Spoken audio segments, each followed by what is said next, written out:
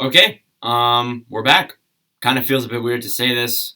Currently, it's 10:08 in the morning, so video quality. I don't know why, because there's some days where the quality is just phenomenal, 100% through the roof, and then there's just other days where it's just horrible. So it'll really depend when we make videos over the next couple of weeks and see what the quality develops into. I know on my phone it's always good, which I find extremely ironic and extremely weird because I can't work anything that I can work on my computer on my phone. It's really weird. And then when I try to convert the videos that I make on my phone to my computer, because I thought I'd be a big brain and try that, it makes it just even worse than what the camera quality is right now. So I mean, I know you guys don't pay attention to that, but I think I want my videos to be at least like you can actually see my face clearly, although I'm covered with acne and puberty and anything an average 14-year-old will go through. But yeah, we're back. I kind of wanted to make this video at the start of the week, kind of review of a couple things that I've missed regarding the NHL and kind of talk about mental health as it is. Not even my own. My own's fine. It's been. I mean, it was a mess. 2 months ago it was a mess, but you know what? Now it's actually pretty good because now I can come back to doing my favorite thing in the world, making YouTube videos for all you wonderful people. So first off, before I go in and promote my social medias, I do want to show this off. This is I think it's my 12th. 1, 2, 8. That can't be right. Hold on. What? I thought I had a 12th one. Okay, 2, 8, 10. Okay, I guess this is my 11th. Unless if I can't count. I thought it was my okay. All right, I thought it was my 12th, but I guess I'm just ahead by a year. But anyways, all that aside, I got a brand new Carolina Hurricanes. I originally thought this was the 2006 Stanley Cup run, but then my one friend pointed out to me, "Oh no, it's missing a tiny little thing on it." So technically it's 96, 97, but basically it's 2006. Basically, there's no one on the back, so if anyone was wondering that, I mean you could probably already tell because of no number. And I also am wearing a Red Wings hat. I've had this for 2 years, and I've worn it many times in videos, so it's not the last time, not the first, and definitely not the last time I'll wear this. But yeah, if you haven't already subscribed to my social medias, I'll put them right there. Twitter, you can follow Twitter. I post very official and very professional. Okay, take that off the screen. Content, and if you want to follow me on there, I'm almost at 300 followers. I think I'm getting close. If you want to follow me on that, ActNorton97B, all the links are down below as well. You can follow my Instagram. I post a lot on there. I'll also post the jerseys that I get, and I'll also post stuff about my personal life and everything else outside of that mark. And yeah, if you want to go follow that, you can. Also, Discord's below if you want to go follow the Discord or join the Discord. Not follow it. Well, you can if you want. Join it because it's kind of dying. Actually, it has been dying. But yeah, we're gonna try and I've been trying to do it every single time, but my mods don't like me, so they don't cooperate with it. And to be honest, I'm just lazy, so I do need to get my crap together with that. But yeah, that's pretty much it. Besides, if you want to subscribe to the channel, that would mean a lot. We are actually like 25 subscribers away from 800, which is kind of cool that we've kind of gained more. That's what I've noticed when I took my break back in like November because of getting grounded. Um, I gained more than I lost. And then this too. I thought I would lose a lot, but I didn't really lose much. So I mean, I lost a couple, but I didn't really lose that much. So I mean, yeah. If you want to subscribe down below, I'll stop wasting your time, and we can get into the main hockey stuff. First off, I think one of the most important things we should absolutely discuss is the Buffalo Sabres. They've gotten better over the past month, but ever since I quit YouTube, well, even before that, they weren't good either. They only won one game in March. One, if I'm not mistaken, they've only won a single game, and we'll get into who they won that against because of course it was, you know what I mean. Um, but yeah, it's just a downward spiral in Buffalo right now. In fact, it has been. They traded out Taylor Hall. They traded out Lazar. I think it was Lazar, right? Yeah, Lazar. They traded out Eric Stahl. They traded out another guy. I can't remember his name. Stahl, Hall. Oh no, they didn't trade anyone else up. But Montour, Brandon Montour as well, to Florida. But yeah, we'll get into those trades later. But they traded out a lot of key guys because on paper at the beginning of the season, this team looked great. Like, look, you signed Taylor Hall, you trade for Eric Stahl for Johansson, who Johansson was just a roaming player around the NHL at this point, like a Galchenyuk type roamer. Although Galchenyuk's kind of found his place in Toronto, but we'll get into that a little bit later. Um, you get Stahl, you get Taylor Hall, you have other key guys in there. Montour is a solid defenseman. You have Dahlin, Ristolainen, you have Eichel, you have Reinhardt, Skinner. If you can get him to score goals like he did before, although I don't think he ever will get back to where he was before, it's worth trying. But yeah, they completely fell off the map. I think after their COVID outbreak, I think it was like in beginning of February. Yeah, no, they just completely fell off the map. It's been horrible for the Sabres, and I don't even think I need to say that they fire Ralph Kruger. We saw it coming, and they hired Don Granato, and they've looked better under Granato, but they're not. They're still not the team we thought they would be. And sorry, I'm kind of burping right now. And I do think that they have been better over the past couple of weeks. Absolutely. I think guys like Sheahan and Ruostalainen and Luukkonen have been great as well. And that's the other thing too, the goaltending. The goaltending with the Sabres has just been. I think every goalie in their entire system has played a game. I think. Yeah, I know Olmark has. I know Hutton has. I know Johansson did before he got traded.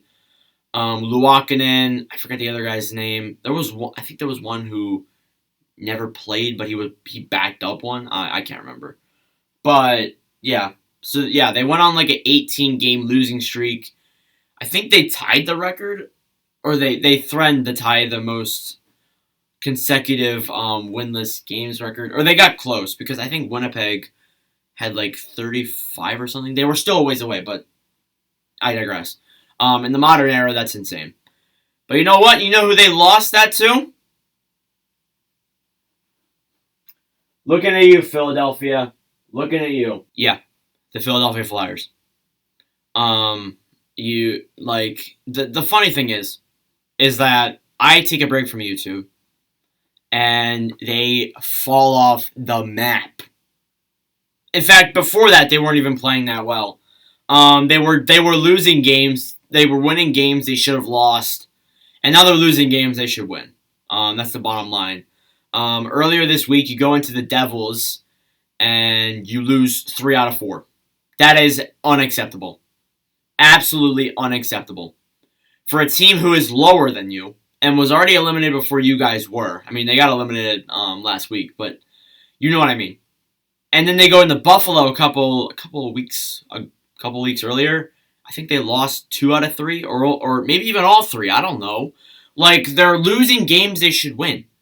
And that's what makes me mad. And there is a huge discussion we can get into this. I'll make a video later this week talking about just an entire video just breaking down why the Flyers suck so bad.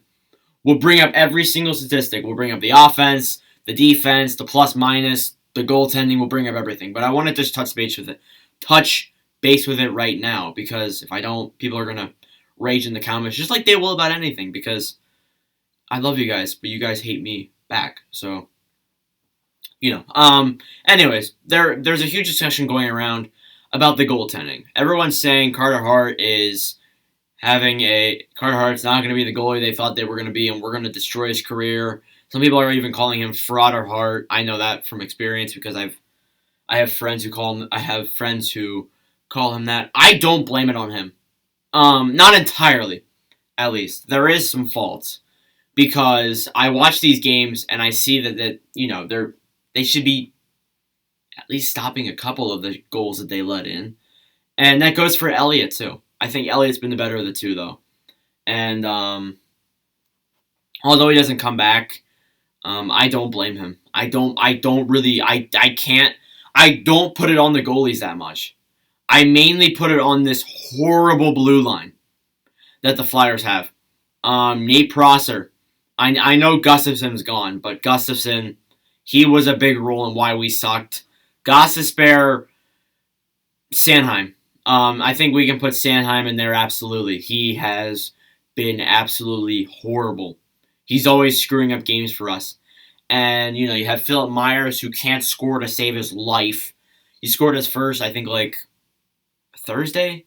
Or was it Saturday? I can't remember. It was one of the 2 days. But they just completely fell off the map. And I don't really know what you do here. I think this is a big sign that Chuck Fletcher, although he doesn't strike me as the type of GM to make moves, he sure as hell needs to make some. Besides trading out Raffle, which I was very annoyed about. If you saw my Instagram, I was very mad about that. And Gustafson, which, look, Gustafson needed to be traded. I think everyone can agree with that. But, this is just a sign because past couple of years, we've been making and missing the playoffs. That's the pattern with us. Make, miss, make, miss, make, miss. It's never make, make, make. And the good part is never miss, miss, miss, miss. The worry thing is, though, I think that's coming. I think the miss, miss, miss is coming. Miss, miss, miss. Anyways, that's absolutely coming. Because this team is aging. We have a ton of young players. And, we have a goalie in net who, if he can get his crap together, I almost said it, he can really develop into a goalie that can backstop us to a Stanley Cup. The problem is, though, you need to put offense in front of them. And I've been seeing so much saying that we need to get rid of Giroux, we need to get rid of Voracek. I've seen some get rid of Hayes, but that's not happening. We screwed up when we did that. Unless if Kevin Hayes bounces back next season, we hella screwed up with the Kevin Hayes thing. Provorov has not been the same. Giroux, underrated. And look, the only two good things that I've seen from this team is Joel Farabee and James Van Riemsdyk. And Van Riemsdyk has fallen off. He has. He's been cold. And so has Farabee to a degree. So really, the only people backstopping us is Coots and Giroux. That's who's leading us to the end of a hellhole of a season. And yeah, that's the bottom line. And I've seen so many statistics where it's like Philadelphia has been blown out by 5 or more goals 7 times this season. And I was like, you know what? I'm not surprised. Because at this point, and this is the sad thing, and this goes for my dad too, because my dad's been I bring up my dad a lot on here because he's been such an influence to me with hockey. He stopped watching the Flyers. I think I have to ask him, but I think for the first time in his entire life, he stopped watching the Flyers, and that was even during the 2006-2007 season when I was born. Of course, the Flyers are terrible when I'm born. Average. And I think 2018-19 when I was kind of on and off. I'm a fair weather fan. Bottom line, people call me a fair weather fan a lot, and honestly, I think part of me is. But I've kind of stopped watching the games too. They're so hard to watch. That's the annoying thing with this team. They're just so hard and annoying to watch. I just can't anymore. I could get into a whole conversation. But anyways, let's move on to the next topic. Now, before we get into the trade deadline and the 4 trades that I pulled out of here that I thought were actually important, let's get into another team who even though I'm not a fan of them, they've actually made me very annoyed. The Columbus Blue Jackets. The fact that you got eliminated before the Detroit Red Wings did is gross. That is disgraceful. And I'm not trying to demote Detroit's game at all. I've really liked Detroit's game. I really have. This season, throughout the entire season, they're a hardworking team. They're not good on paper, but they're winning games other teams should probably win. And they're outplaying other teams a lot, especially Florida and Tampa and Carolina they beat a couple times too. And that's what keeps Jeff Blashill in town. But anyways, we're not here to talk about Detroit. We're here to talk about Columbus. There's been so much discussion about Tortorella and Patrick Laine and everyone else on the team. and all that. So Corpusalo came out about a couple of weeks ago, maybe 1 or 2 weeks ago. I cannot exactly remember. He was saying that this losing streak sucks. I just want the season to be over so I can get out of here. That wasn't exactly what he said, but basically that was basically that's what he said. And I think, to be honest, with the team that they had at the beginning of the season, that was gross. That's just, yeah. And that you look at what they did last season, they proved everyone wrong. Everyone. And now we're probably going to see at least one of the two goaltenders, Merzlikins or Corpusalo, be gone. More likely Corpusalo. And you're going to have two goaltenders who aren't exactly NHL starter and backup caliber goalies in Kivalikins and Merzlikins. Funny how their names rhyme. But yeah. And there's not a lot of depth. I think that's been pretty obvious. I've said before, Columbus is full of underrated players. I think now they're full of no ones, to be honest. They trade away Dubois. I mean, they have Laine. He's kind of the face of this team right now. But Tortorella has kind of destroyed Laine. Laine would go out and score 2 goals, and Tortorella would be like, you know what, screw you, you're benched. Which doesn't make sense to me at all. It's like he wants to become a defensive forward. And Laine is a goal scorer. A pure goal scorer. He is not a defensive forward. He is a pure goal scorer. And I don't understand what Tortorella is trying to do. I'm glad that that his contract expires, because I can guarantee you to God he is not coming back. I can guarantee it. No. There's no way in any shape or form that I see, what's his name, Jarmo Kekalainen, looking at what Tortorella's done to this team this season and think to himself, yeah, I want him to be the coach next season. No, he's gone. He's gone. Gone off the face of the earth. And I mean, everyone's been saying that, like, one or two things need to happen. They need to fire Tortorella, or they need to trade Laine again. And that's not happening. Laine's not going anywhere. They will find a coach, whether it's Rick Tocchet, or it's Gerard Gallant, or it's anyone who's having an expiring contract this season, because I don't think Tocchet comes back for Arizona. Actually, maybe he does. Maybe after this season. I have no idea. But maybe as assistant. That's a different discussion. The Coyotes don't give me that much views, so I'm not going to talk about them that much. But yeah, like, they need to find someone who will bring the offense out of Laine. They need to find someone who will bring the offense out of Max Domi and Jack Roslovic. He's gone cold. Cam Atkinson as well. He needs to get back to his 40-goal mark, although I doubt he does. And it's just a mess right now. You have Gustav Nyquist, who I don't think's played a game the whole season. Who else is a guy that's notable? I've talked about the goaltending. David Savard, he's gone. That was their best defenseman. They lost Ryan Murray earlier.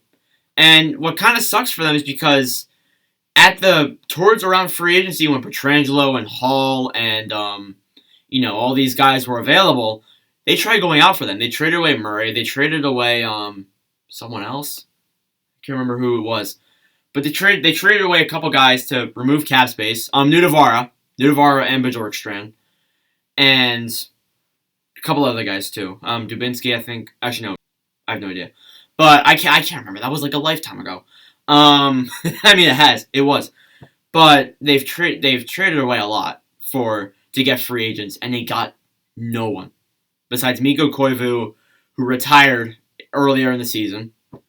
And then you also have, they got Koivu, and they got Laine and Roslovic mid-season, and that hasn't really helped much. Yeah, it's really just fallen apart for the Columbus Blue Jackets. There's really nothing else to it. And I don't know how you fix it without going through a full-blown rebuild. I don't think there's any way around that. I look at this team, I look at the roster, and I think to myself, there isn't really much of a way around that because they don't have a prospect pool like, let's say, Pittsburgh or Boston. And yeah, Boston and Pittsburgh have good prospects coming up. That's the kind of the funny thing. They're under the radar good prospects. Columbus, they don't even have that. They don't have under the radar guys. They don't. So that's the big problem with them. They need to get depth, and they have 3 first-round picks this year, so that can work out. And also Nick Foligno, I just realized because we're gonna talk about him in a little bit actually, is also gone from Columbus as well. So we'll see where this goes. But let me know your thoughts in the comments below about what you think about what the hell is going on in Columbus right now. Okay, enough with teams and how much they suck. Let's talk about trade deadline. And I just realized every team we talked about earlier has sucked. That's kind of the funny thing. So trade deadline stuff. I got my handy phone here with the trades on them. I'm only going to go through 4 of them. I'm going to go through the Janmark, the Foligno, the Taylor Hall, and the Jacob Vrana. That's the only 4 I'm going to go through. You could get rattled at me and be like, "Oh my God, you forgot the Sam Bennett trade or the Brandon Montour trade." Yeah, I know. If you want to ask what I think of them below, I'll answer. I'll gladly answer. But yeah, just for time purposes, because this video is already 20 minutes long, we're just gonna run through these pretty quickly. So the Maple Leafs acquired from the San Jose Sharks Nick Foligno because he got traded to San Jose first. With 50% retained by Columbus and 25% retained by San Jose. So you're only getting 25% of his salary cap. And they also got from Columbus Blue Jackets Stefan Noesen. So they got the players out of that deal. Foligno will be a solid top 6 guy. He was the captain in Columbus, so he will definitely be a solid top 6 guy in Toronto. I don't know if he stays in Toronto specifically because his contract does expire, so he could be a pure rental. And Stefan Noesen is for death. What Columbus got was a 2021 first-round pick from Toronto and a 2022 fourth-round pick from Toronto. So the first will help unless Toronto wins a cup. Are they? Probably not. I'll regret that later. But anyways, and then San Jose got a 2021 fourth-round pick from Toronto as well. So just picks being exchanged there with Columbus and San Jose. And, Toronto, I think, wins that trade with Noesen and Foligno, judging by they have played so far. Let me scroll up here to that's David Riddick, that's Jeff Carter, Braden Coburn, and here is the Taylor Hall. So Taylor Hall got dealt. I didn't see it coming. I thought Taylor Hall was going to go to Toronto for a first and Rodion Amirov. That's kind of what I predicted. I was telling everyone that, and everyone's like, "Nordic, you idiot." I'm like, I'm not an idiot. I'm right. No, it wasn't. So the Boston Bruins acquired Taylor Hall from the Buffalo Sabres with 50% salary retained and forward Curtis Lazar for forward Anders Bjork and a 2021 second-round pick. Now, Taylor Hall has looked absolutely great in Boston. I wouldn't be surprised if he even stays there. I would think a 3-year, $6 million contract at the least. And then Curtis Lazar has been playing fairly well as well in that depth chart in Boston. And I'll give it to Buffalo. Anders Bjork has looked pretty good. If you watch the games for Buffalo, Bjork is making plays, getting opportunities, and he's just playing pretty well. And they also got a second-round pick out of it as well. So, that's a plus. But yeah, I think Boston does win that trade by a landslide, and they needed that. They needed Taylor Hall, and they needed guys like Lazar and Mike Riley, who they got from Ottawa. They need guys like that. They need more depth besides the 3 main guys on this team. Let me scroll up to try and find the other trade deadline deals. That's the Highmore trade, Clayson trade, Kulikov trade, Soderberg trade, Sam Bennett, Gustafson, Hutton. Oh, here's one. Matthias Janmark. I wanted to talk about him too because he's been very good for Chicago. So the Vegas Golden Knights acquired from the San Jose Sharks because the Sharks are trading guys that they could use to make the playoffs, but you know what? They didn't. Matthias Janmark. And it was also retained 50% by Chicago and 25% by San Jose. So you're only paying 25% of his contract. And that's a steal for Vegas. And they also got from Chicago Nick DeSimone, who I've never heard of before in my entire life, which is actually kind of surprising, and a 2022 fifth-round pick. Of course, Vegas wins that trade to get scoring depth in Janmark, although we haven't seen that yet from Janmark. I think he's still working his way up that lineup. Chicago, what they got was a 2021 second and a 2022 third-round pick, so I guess they won that. They got picks from it. And San Jose got a fifth-round pick for 2022. So of course Vegas obviously wins that trade by a lot, in fact. So that's a big plus.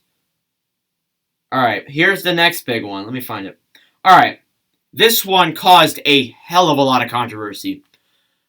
This caused, I think this was the most angered one from I've ever seen. I think the Capitals, I, so the Capitals acquired Anthony Mantha from the Detroit Red Wings for Jacob Vrana, Richard Panik, a 2021 first round pick, and a 2021 second round pick. That blows my mind. That they would trade so much for a man like Anthony Mantha. And look, Mantha has played well. He's played relatively well for Washington. I don't think he's on an expiring contract. But I thought Mantha would be a part of that future in Detroit. And that's kind of what made me sad. I was sad when he went to Washington. And when he goes there, I low key was a bit sad because I like Mantha in Detroit. And the sad thing is, he signs I think it was like a 4-year deal. Yeah, no, he's not expiring. That's right. He signed like a 4-year deal. He posted something on Instagram, and that did not last long. It's just sad. But what the Red Wings got in return was great. They got Verona, who, although Washington is a ton of depth ahead of Verona is going to score a lot of goals in Detroit. And we've already seen it too. He scored 4 in a game before already. He's going to score a ton of goals. I can count on that. I saw him in the 2018 run. I've seen him play a lot of times. He's going to score goals. And then you got Richard Panik, who is a solid depth bottom 6 forward. I know that from Arizona. And you get a first round pick, which you can get a solid player out of, and a second round pick, which you can get another solid player out of. So it really depends on whether Anthony Mantha wins a cup with Washington, that trade will be a win for Washington. Because I think with what they've dealt to Detroit, that is a bit too much to call it a win for Washington. So for now, I'm going to say it's a win for Detroit. We'll see what those picks turn into, and we'll see what Panik and Verona turn into. As I've said, though, Verona will score a ton of goals. I'm not afraid to say that. And we'll see how Mantha does with Washington. So I think that trade honestly it's just up in the air on whether who's going to win it or not. So let me know your thoughts below on the trades. Let me know anything else you guys want to know about in the comments below. And now we're going to talk about mental health, because that's a cool thing to talk about, right? All right. Time for a bit of a deeper talk right now, per se. So, mental health. I think we've all been through it. I sure as hell have. A lot of us have as well. I know a lot of people have below. I know a lot of people personally. In person, I know a lot of people through social media, Twitter, Instagram, all that stuff, who have been through a lot of bad shit. I don't think I'm exaggerating that. And I know I'm not supposed to curse in these videos. I don't usually, but I'm not lying saying that. It's been rough for a lot of us, especially because of COVID. I'm a kid, so it didn't really affect me as much as it would have adults. Adults, you're losing money. That's kind of the bottom line right now. I mean, things are worse than they were before. Things are more different. I haven't seen a single person from my school in person that is in my grade. I've seen people who are below me because of hockey in probably 15 months. I've talked to a couple of them, but I've never seen them in person in about 15 months. Which, look, I didn't really have that many friends to begin with, so that doesn't really affect me that much at all. But, look. And, I'm a 14-year-old kid. I tend to get into, and this is not just me, this is other people. We tend to get into relationships, and relationships that probably shouldn't happen. I think that's everyone. If you know me personally, you're gonna understand what I'm talking about here. They can destroy you. They honestly can, and it did me for a while. That's part of the reason why March sucked. March just sucked because I just I felt lonely. And I've been through a lot before. Before this channel even started, I went through my own disastrous mental wormhole. I'm past that. I'm past everything that happened back then. And I'm pretty much past everything that happened in March. And, relatively it just sucked because I didn't have YouTube to kind of take my mind off it. Hockey was horrible. The Flyers were terrible. The Coyotes were mostly bad. Um, I was getting attacked by people on social media because of my team. But that's I need to get used to that because that's gonna happen. That's gonna happen. It's happened to me in the comments. It's gonna happen everywhere. So, you know. And I mean, if you ever want to talk to someone, I'm always here. If you know me personally, I have my Snapchat and my Instagram. If you want to go personally DM me about something, I'll talk to you. And, we can have a conversation about your health, and I'll give you some help that I've experienced. Because I've been through a lot. I have. I really have. It's been a pretty crazy couple of weeks. And I cannot wait to make more videos for you guys and make more content. And also at the same time, make you guys better as in mentally. So, I'm hoping to help you all out a little bit with your hockey knowledge and stuff besides that. So there you go. Thank you all for watching. This video is about 30 minutes long now. So if you enjoyed it and watched till the end, I really do appreciate it. These videos won't be this long again, but I needed to get all this out there, discussing a lot of teams and a lot of other stuff. And yeah, the funny thing is, I went up to my grandparents about a week back. Not a week back. Well, yeah, I think a week back, actually. 2 weeks ago, a week ago, however you want to say it. And my cousin, who is, I think, about like 5 or 6 years old, talking about starting a YouTube channel. And I kind of laughed at the fact because that was me. That was me. And look at where it got me. I have an amazing setup. When I started this, I had none of this. Not a lot of this here was here when I first started. I've really grown my merch collection. I've really grown my knowledge on hockey. I've really grown a lot of friends, not just in person, but around the world. And that's the amazing thing when it comes to YouTube. Sometimes it doesn't work out for everyone, but it really has for me. And I cannot wait to keep making more and more content as we progress along. So there you go. Thank y'all for watching, for all your support, and I will see you guys in the next video.